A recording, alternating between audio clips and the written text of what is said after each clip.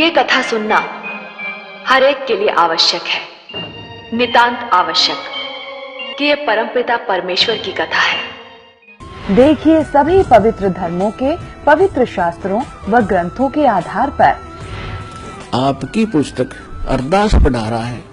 अगर वो अच्छा ज्ञान है तो ग्रहण कर लेंगे सारी जनता, और गलत है तो उसको त्याग देंगे। पढ़ाने का यही उद्देश्य है दास। पवित्र हिंदू धर्म के अनुयायी जो हैं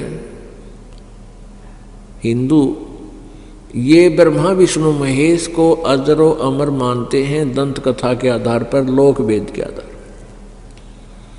जबकि इनकी जीवनी में लिखा है कि इनका जन्म मृत्यु होता है, इनके माता पिता हैं।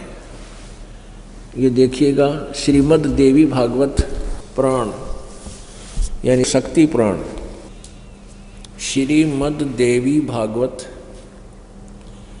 सचित्र मोटा टाइप केवल हिंदी, गीता प्रेस गोरखपुर। इसके तीसरे स्कंद में 123 पृष्ठ पे है।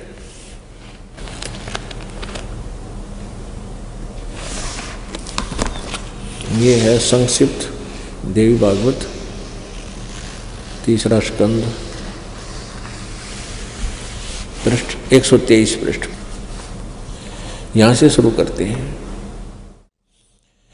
भगवान विष्णु जी अपनी माता दुर्गा की महिमा करता है और कहता तुम शुद्ध स्वरूपा हो, यह सारा संसार तुम्हीं से उद्भासित हो रहा है।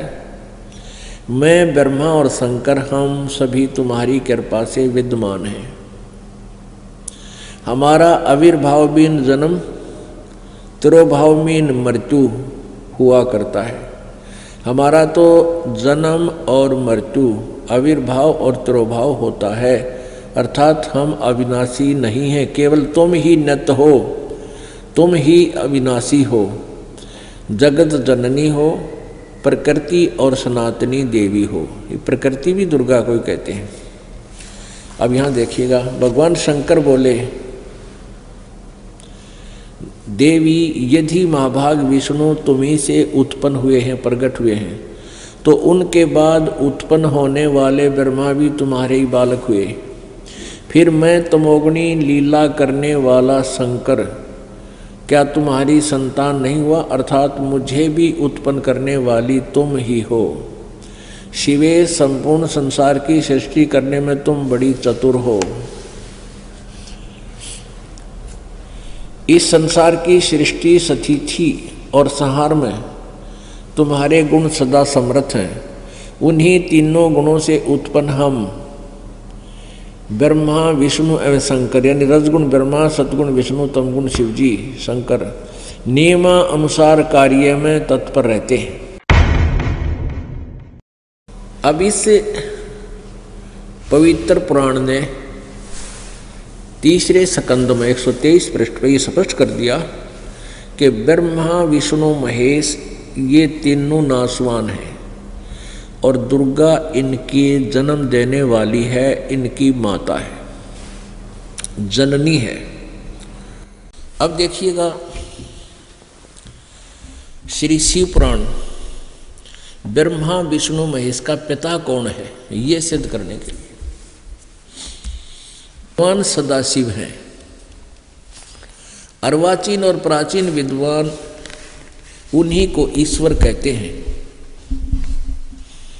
एक समय एकाकी रहकर स्वेच्छानुसार विहार करने वाले उन सदाशिव ने अपने विग्रह से स्वयं ही एक स्वरूप भूता शक्ति की सृष्टि की, जो उनके अपने श्रीअंग से कभी अलग होने वाली नहीं थी। उस पराशक्ति को प्रधान प्रकृति गुणवती माया बुद्धि तत्व की जननी विकार रहित बताया है। अब आप जी को दास ने सृष्टि रचना सुनाई है, उसमें बताया था कि उसे अंदर से परमात्मा ने वह दुर्गा निकाली थी। और ये ज्ञान एक बार कबीर जी ने, परमेश्वर ने आकर ब्रह्मा को बताया था, लेकिन ब्रह्मा ने कुछ सुना कुछ ना सुना, काल प्रेरणा से स्वीकार नहीं किया। लेकिन वो याद से उसका थोड़ा थोड़ा वो बता रहा है।